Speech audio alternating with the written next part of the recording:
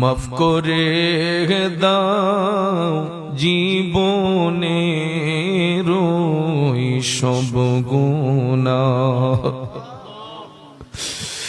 গুনার বোঝা মাথায় লইয়া কান্দিছি।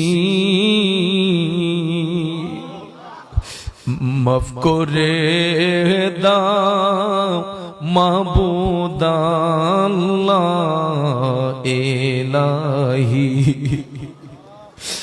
যত গুনাহ করছি মাবুদ জীবনে,